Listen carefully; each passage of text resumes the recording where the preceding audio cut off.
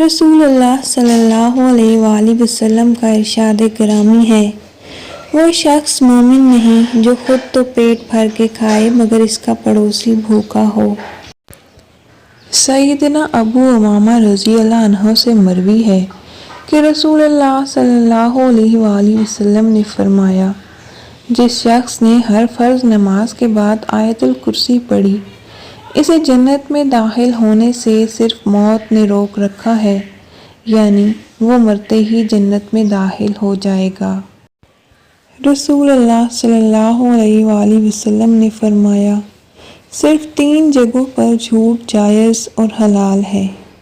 ایک یہ کہ آدمی اپنی بیوی سے بات کرے تاکہ اس کو راضی کر لے، دوسرا جنگ میں جھوٹ بولنا، اور تیسرا لوگوں کے درمیان صلح کرانے کے لیے جھوٹ بولنا۔